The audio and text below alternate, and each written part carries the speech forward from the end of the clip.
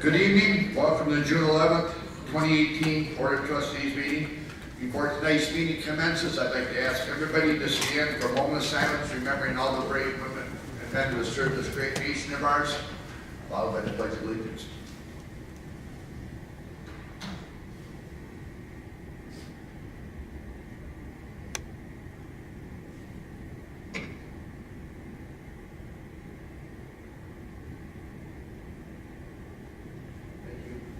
I pledge Allegiance to the flag of the United States of America and to the republic for which it stands, one nation, under God, indivisible, with liberty and justice for all.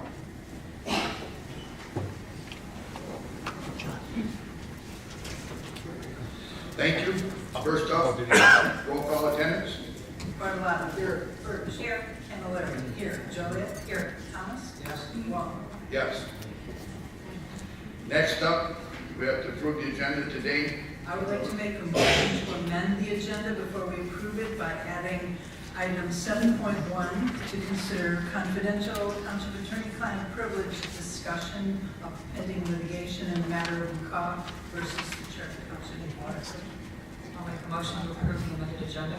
Support. I need a second to amend the agenda. I'll second the amendment. Thank you. Any further discussion? Okay. Okay, all in favor, raise your right hand. Opposed? There are none. Now I need a motion to I'll make a amend the agenda. motion to approve the amended agenda. Support. Any further discussion on that? All in favor, raise your right hand. Opposed? There are none. Okay, we're back to square one. Announcements. Waterford Township Board of Trustees is now accepting resumes and letters of interest from individuals interested in an appointment to the Township Board of Trustees to fill a vacant trustee position. If interested, please email your resume and letter of interest to Waterford Township Supervisor's Office at gwall@waterfordmi.gov no later than 4:30 p.m. June 15th, 2018. And that is Eastern Daylight Time. Concerts in the Park is a wonderful series of free concerts at Hess Hathaway Park, located at 825 South Williams Lake Road. Concerts are every Thursday in this month of June. Evening, they start at 6 p.m. Festival band starts at 7 p.m. Food, beverage, and ice cream are available at all concerts. June 14th, June 21st features our annual barbecue and brew, Billy's Tippin' In, chicken and ribs, sides, beer and wine. June 7th and June 28th. June 7th's passed, but June 28th featured two of the best food trucks in town.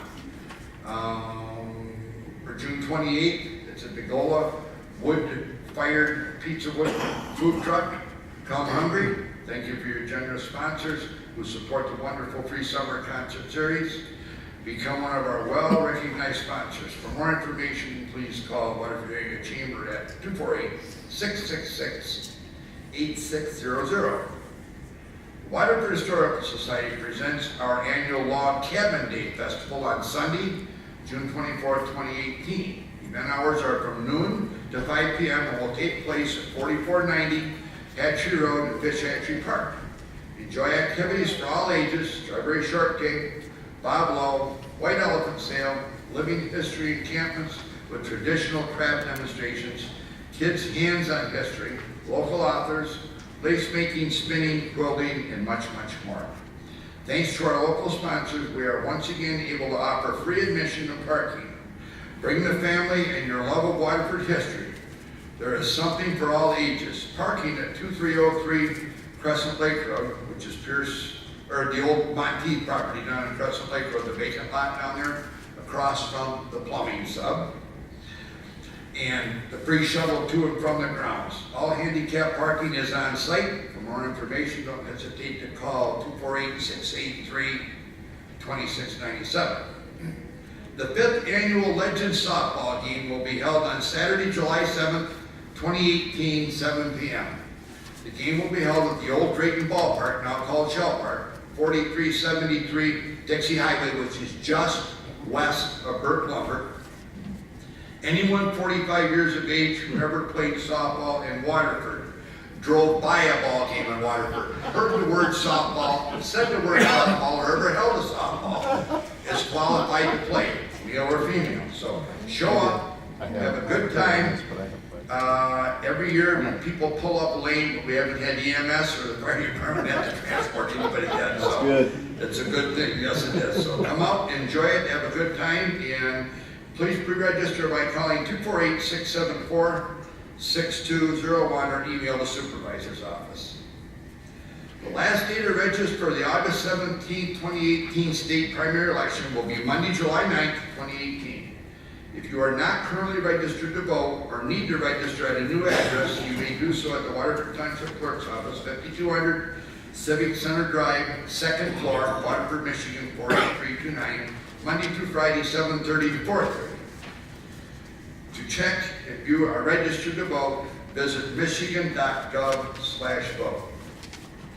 This past weekend was the annual Waterford North Oakland American Cancer Society Relay for Life here at Pierce Middle School. This is the 11th annual one here held in Waterford, the 16th overall with other North Oakland communities here. This year we were able to raise $138,021.21 in that 24-hour period. So that is...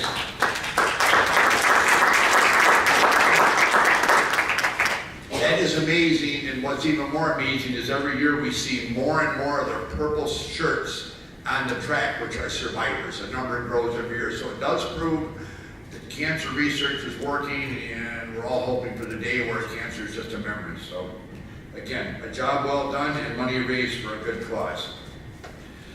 Under awards and presentation, 51st District Court, 2017 Annual Report. Jen, how are you tonight?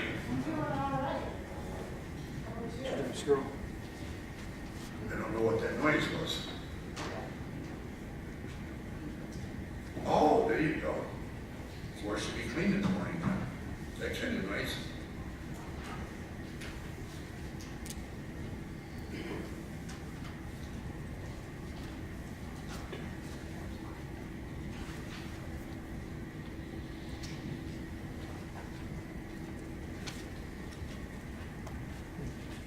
Escape, you'll read that one.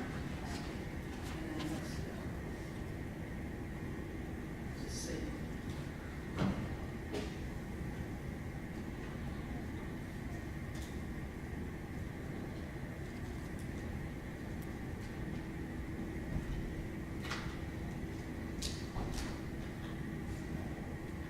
So is the, do you have it on a flash drive still? I didn't bring it on the flash drive. It's the desktop. So Friday, Thursday last week, so we thought that it was significant. Oh, you did? Oh, okay.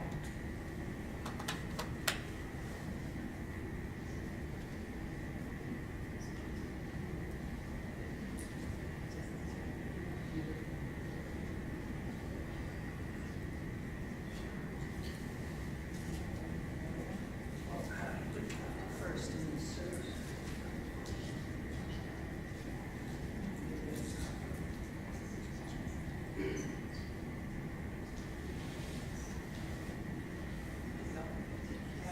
All right.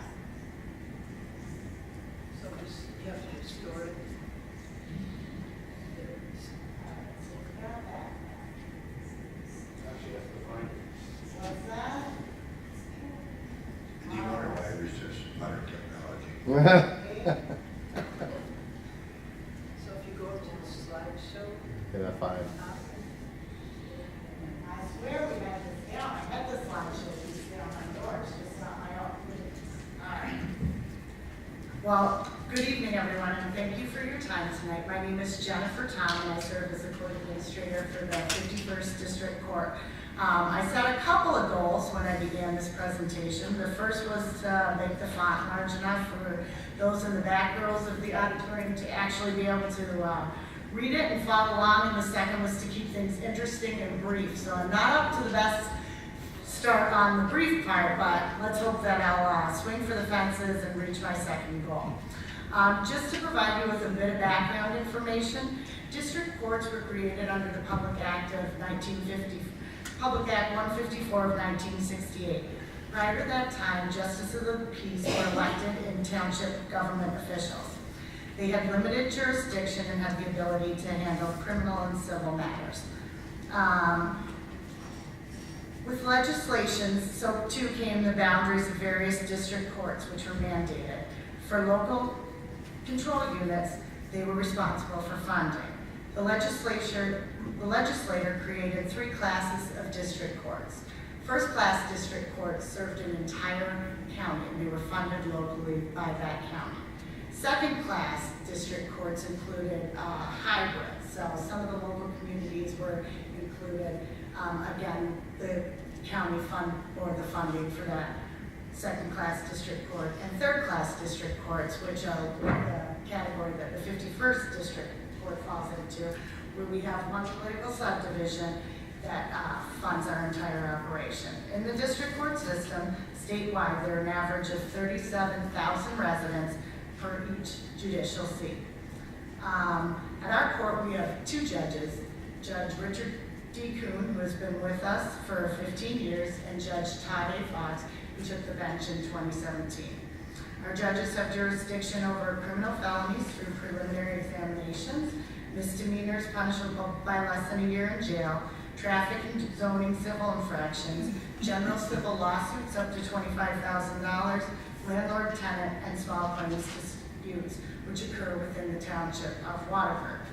Our organizational cornerstones stem from our mission statement. They are to be fair and impartial, treat our patrons with courtesy and respect, afford due process to everyone coming through the door, and be accessible, efficient, and timely for those we serve. Courts are here to reinforce the authority of the state and the legitimate use of force. It is also their responsibility, as outlined in the Bill of Rights and Constitution, to protect the rights of citizens against the arbitrary use of governmental power. That's where the cornerstone of fair and impartial stems from. Courtesy and respect. We understand that, as nice as we aren't everyone's favorite place to visit, and that we can be overwhelming and a little bit intimidating too. So we pride ourselves on being customer service oriented and giving our patrons friendly and courteous service. Due process. We seek to employ consistent applications of laws, processes, and procedures, striving to ensure equal treatment of all of our patrons. And lastly, we strive to make our courthouse accessible, efficient, and timely to those we serve. ADA and language accommodations are offered. We have flexibility in our schedule, and although sometimes multiple visits are required, we try to process as much as we can in as few visits as possible.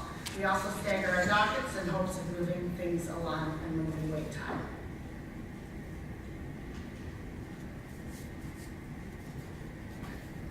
Our court has 18 full-time employees and six part-time employees, and it's divided into 4 primary divisions. Criminal, traffic, and civil divisions receive and manage case filings. They serve on the front lines of the court's day-to-day operations and work closely with court patrons, law enforcement, attorneys, and interested parties to coordinate and facilitate each case's legal progression. In accordance with court rules, they are responsible for providing information, but not legal advice, and assisting parties with the steps necessitated by the current action of the proceeding. The probation department provides post-adjudication supervision and oversight.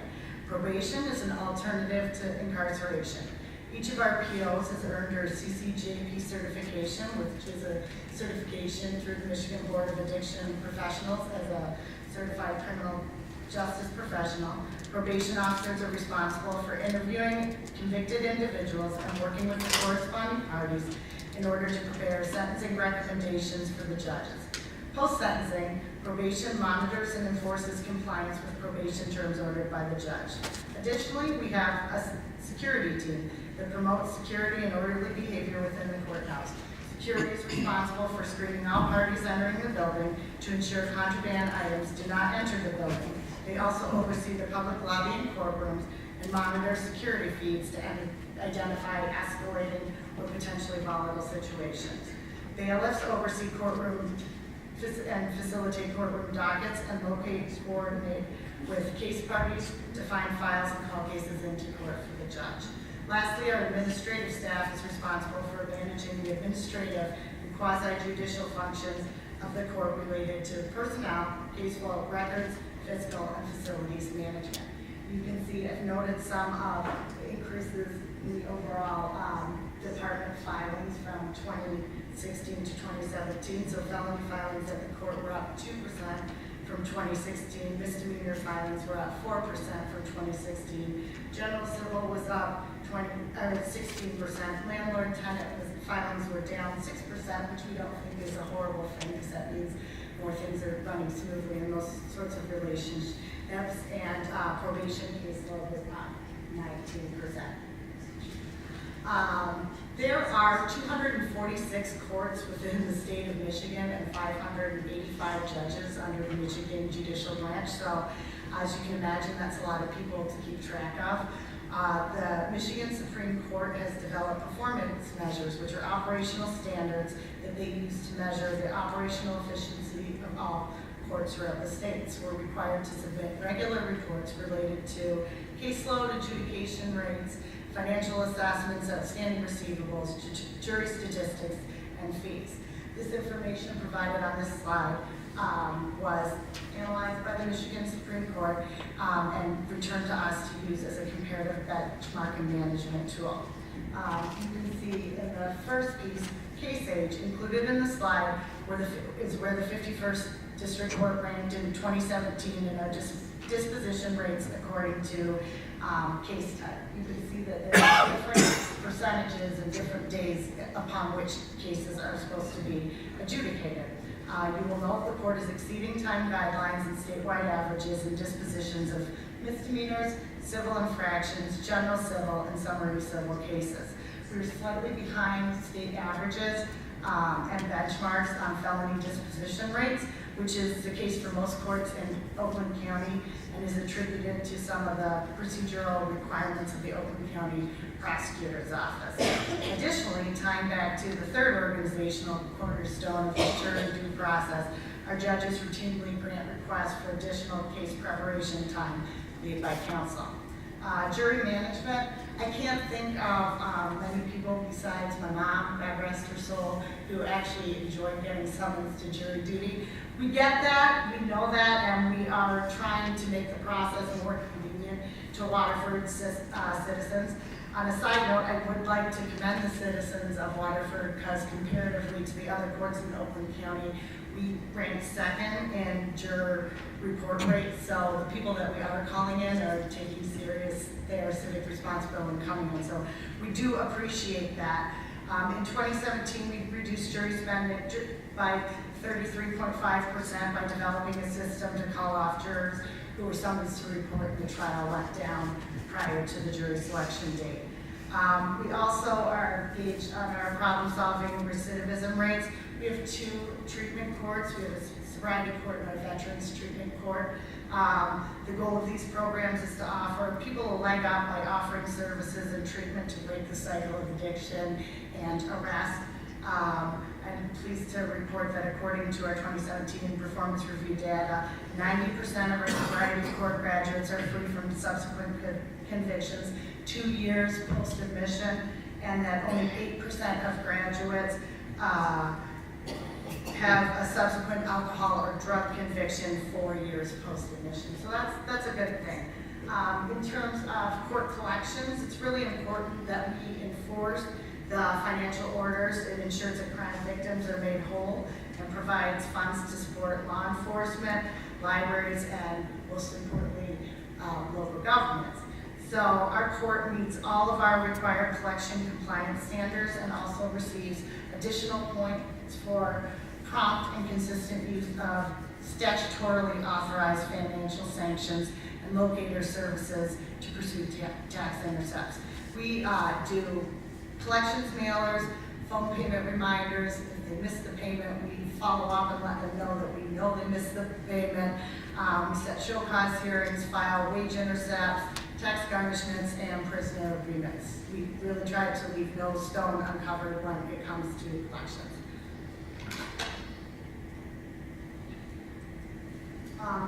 The monies collected by our court are agency funds. So in other words, all the money that we take in is subsequently returned or paid to third parties pursuant to what the statute outlines. So you can see in 2017, the sum of all receipts, which is in, composes the little graph pie chart on there, was $1,761,448. Of that piece of the pie, the largest section went to Waterford Township, $1,146,736. So where does the rest of the money go? We are statutorily required to send the state of Michigan $40 on each traffic civil infraction, $10 on each non-traffic civil violation, $50 on judicial assessments on misdemeanor cases, $75 on each misdemeanor case for crime victims, and then 56 to 79% of each civil case filing fee. So you can see in 2017, there was over $405,000 that went to the state of Michigan. Oakland County, pursuant to statute, also receives 30% of each penal fine goes to the library fund. So you can see that they got $23,000 and some change in 2017. As we're moving on to the next slide, the state of Michigan does contribute to the court's budget.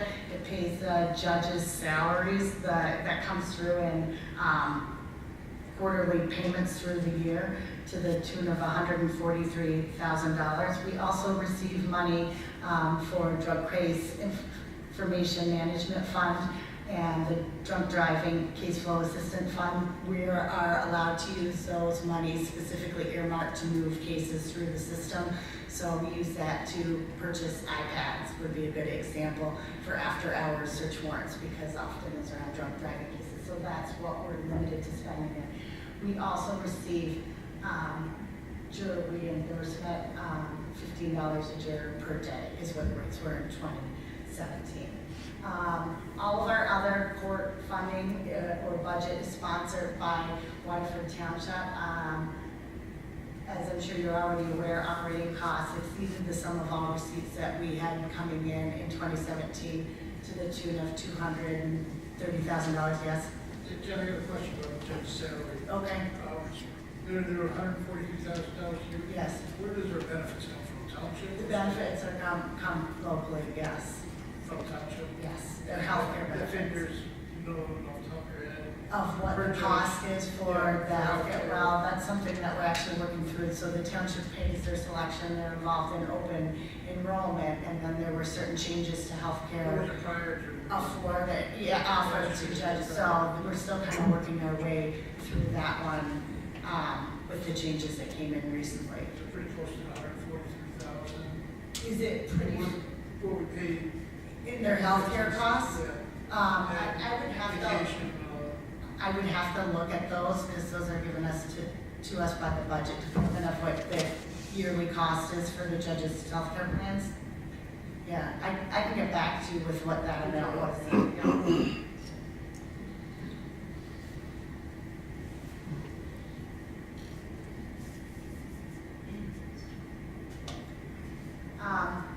The good news is that the sum of all receipts was up over $98,000 from 2016 numbers, and the township revenue was also up over $45,000 from where we were in 2016. But you'll know on that chart, there hasn't been time dating back over a decade where the court brought in more money, whether it was all the money we take in or just township revenue, where we have been self-supporting. We've always had a subsidy.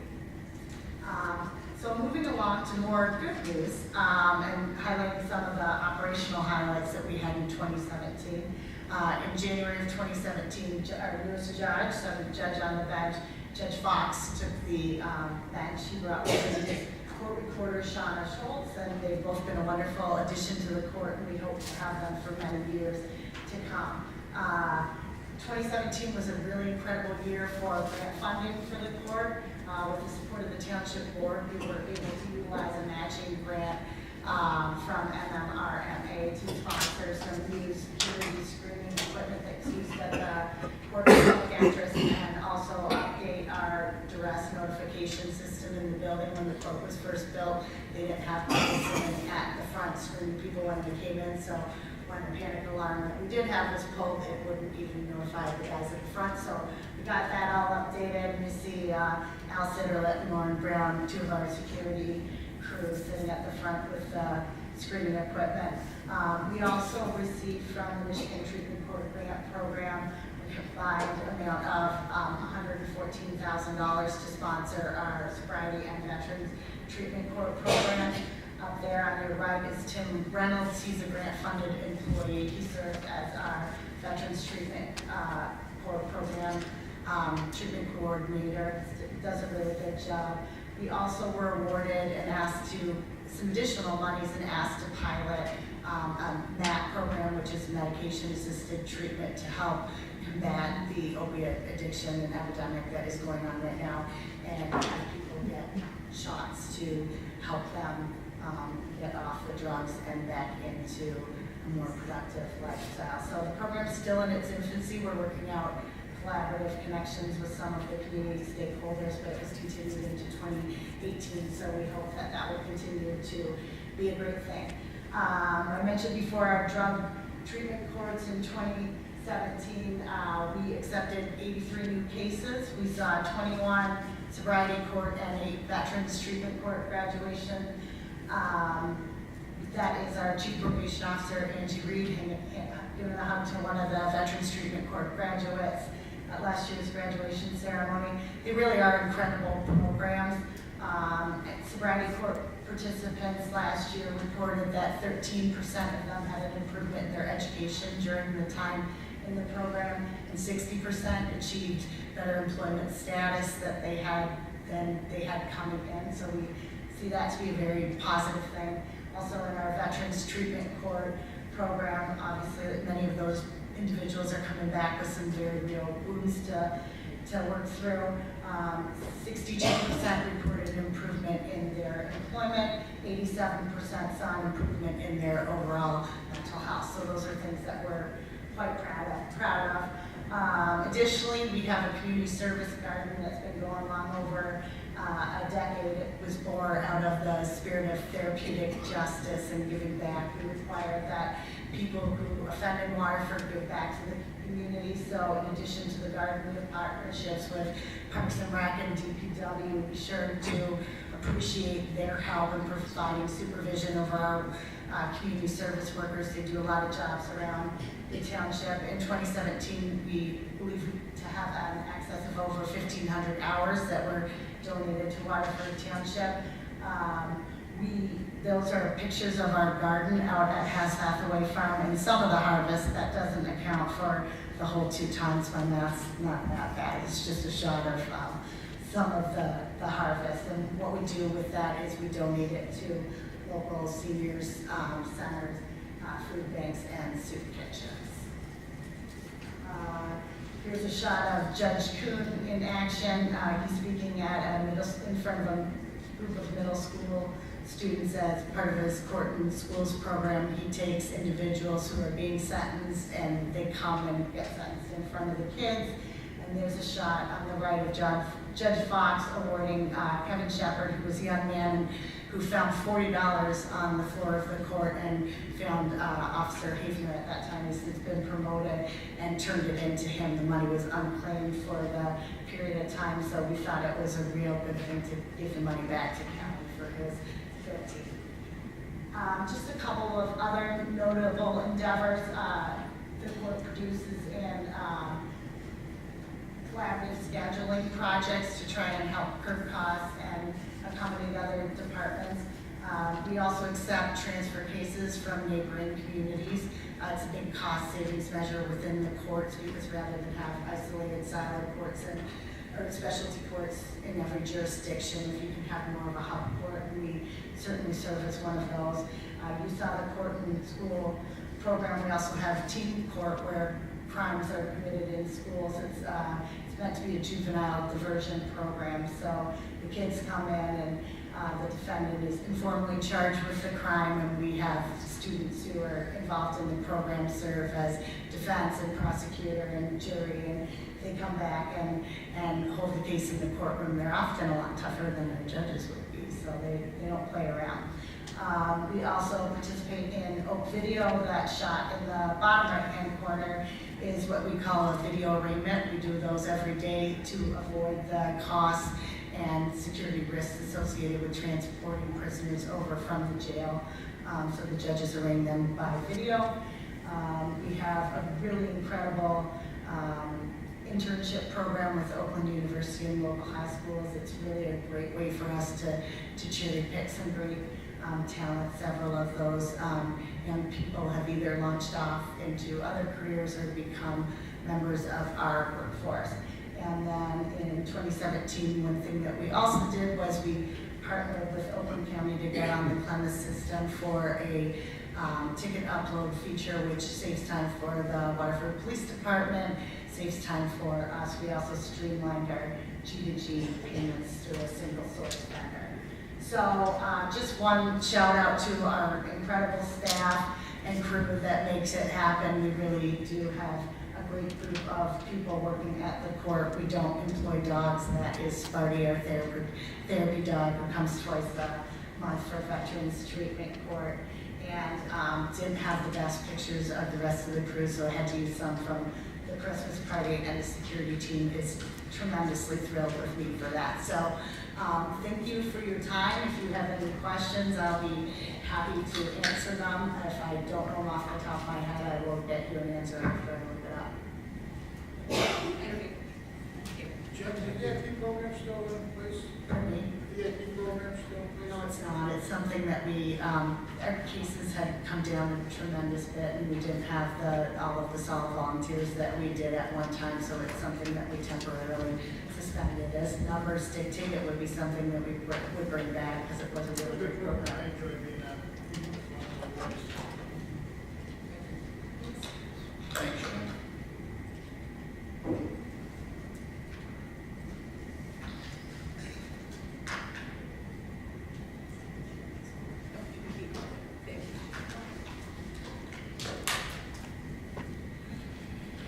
Next up, we have the consent agenda. Is there anything anybody would like to remove from the agenda prior to me going over it? Okay, we have the May 29th, 2018 board meeting minutes. Today, June 11, 2018 bill payment. Clerk's office first quarter January through March 2018 report. Department of Public Works May 2018 report. 51st District Courts May 2018 report. Library, April 2018 report. Parks and Recreation, April 2018 report. Fireworks display application for Elizabeth Lake, one for Lotus Lake, one for Williams Lake, and then a banner request for the Waterford Rotary for the Zeppelin Peace Run on June 30th of this year.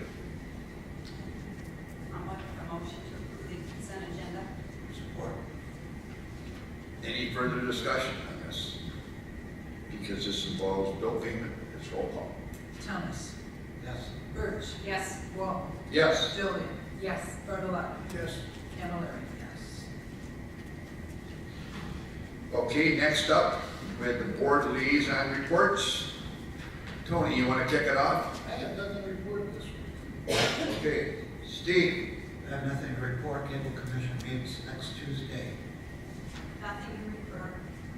Okay, it's not a report, but it will repeat on Sunday, June 24th at Fish Hatchery Park on Hatchery Road by the Clinton River is the annual Waterford Log Cabin Day Festival. So I encourage everybody out there from noon to 5. It's a very, very fun-filled event, and it gives a chance to go and see our historical park. And we do have up and ready to show our original fire truck station over there, not the station, but the fire truck. will be on display, and that was in 1941. And the thing that's incredible about that is right after that fire truck was built, they quit building production vehicles in the United States until after WW2. So I mean, it's neat in a lot of ways. So you get a chance to come by and look at it and see what a beautiful job they did in that fire station too. It really looks nice. Sue? I have a few things. Poetry Leaves exhibition is closed now. It finished end of May. And this year we added an indoor component to it that was pretty popular. We plan to continue that. The first ever Book It 5K run was, I can't remember the date, that terrible Saturday where it was almost sleeping. Book It 5K run. They had 50 runners out that morning. And I can't remember, Joan, how many overall registrations? 112 was it? 113. 113 registered. 50 actually showed up that miserable morning and ran. And they earned over $3,600 to fund various library programs. And finally, the library car show is coming up August 4th from 6 to 8 o'clock here on Township campus. If you like classic cars, be sure to stop and check it out. And ready to be food. Everybody likes. Not as much as old cars, so. It's better for your waistline to look at old cars than it is to eat. Not sustainable, but better for your waistline. KJ? On May 31st, Thursday, there was a Lakes Board meeting held here, and myself, along with Stan Moore and our County Commissioner Tom Middleton, led a forum on lake boards versus SA for the water quality. And Gary Allison of Media Network was there filming it, so it should be, I couldn't find it on the schedule, but it should be on the schedule here if the public wanted to view it. Back in 2013, Heidi Netler, who lives on Lotus Lake or Mesa Lake? Lives on Mesa Lake, came up with the idea of having a Waterford Lakes board because I believe the Clinton River flows through and back flows through, I think, 11 different lakes in Waterford Township. So whatever's in the Clinton River has the potential of getting in those 11 lakes, good or bad. So a lot of the people have the same problems, and just like government pricing will do, somebody else will get 10 prices to buy a fire truck, and then we can piggyback off of that government pricing from them, whatever they got the best price.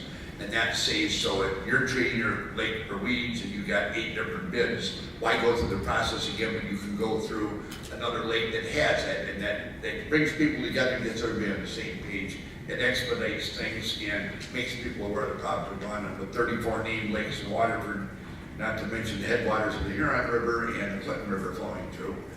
It's a plus, and it's growing in momentum, and they reach out to other municipalities surrounding us, so it works out The good. auditorium was almost full. That was the fullest meeting I've seen. That's the best one yet. Yep, okay, good. Okay. Under new business, we have the West Nile Fires Resolution. I'll make a motion that we adopt the resolution authorizing implementation of an environmental mosquito management program for 2018. Support. Any further discussion? Okay, this is a roll call vote. Jillian. Yes. Campbell. Yes. Wall. Yes? Bartolon. Yes. Birch. Yes. Thomas. Yes. I will add that this grant money does buy chemicals to treat standing water, prevent mosquitoes from hatching in there, and it also pays for personal protection for mosquitoes and ticks. I brought some down tonight. It's sitting on the table by the door as you leave. Please help yourself. That's what grant gets. It's here for your use. You can go on the 3rd floor of Town Hall anytime. They have boxes of it, and we encourage you to use it. We have that to send all 3 floors, I believe. Again, there's orange cans, green cans, there's orange spray bottles, green spray bottles, orange wipes, and green wipes. And just a different, I think the orange is stronger than the green, but again, they work wonderfully well. I was out working not too long ago and sprayed myself out. The ticks are ridiculous this year, so it's there for the public, so help yourself whenever you're at town hall. Okay.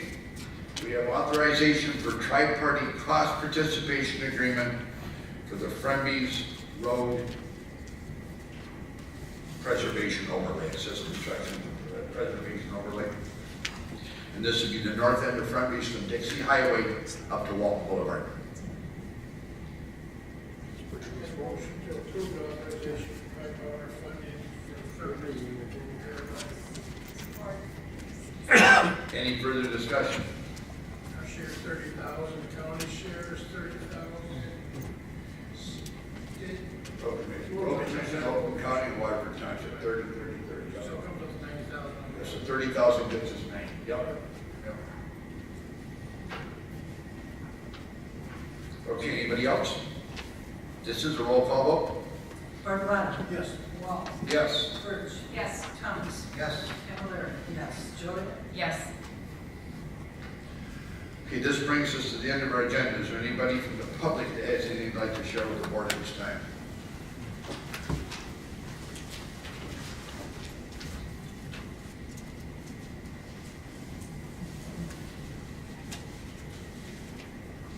Allison Swanson, Parks and Rec Superintendent, and I just want to take a couple moments to thank the Waterford Dispatchers Association for the third year now. They have adopted the Clinton River Canoe Site as part of our Adopt a Park program that was established a few years back.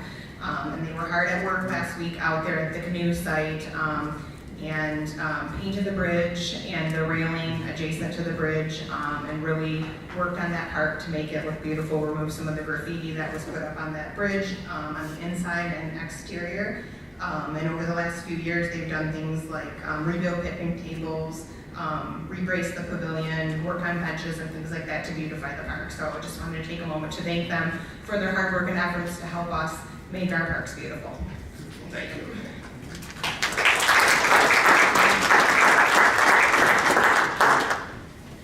Is there anybody else like to come before the board at this time? Okay, I need a motion to go into closed session. I'll make a motion to go into closed session to consider confidential township attorney-client privileged discussion of pending litigation. Support. Any further discussion on that? Coming back up. We're coming back up with both online closed session, yes. All in favor? Well, this is roll call, yes. Birch? Yes. Wall? Yes. Barbalata? Joliet? Yes. Cavalier? Yes. Thomas? Yes.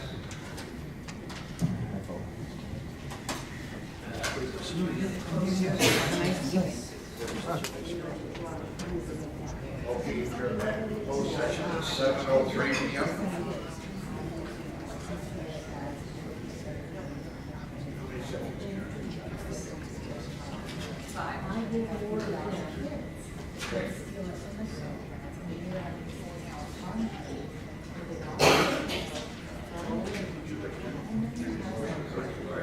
I'd like to make a motion to accept the recommendation of the insurance company's attorney. I'll support. Any further discussion on that? Okay, this is a roll call vote. Barbalata? Yes. Birch? Yes. Cavalier? Yes. Joliet? Yes. Thomas? Yes. Wall? Yes.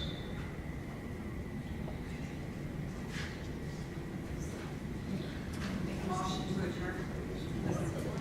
Any further discussion on that matter? All in favor, raise your right hand. Opposed? All right. Thank you for waiting. Number 7.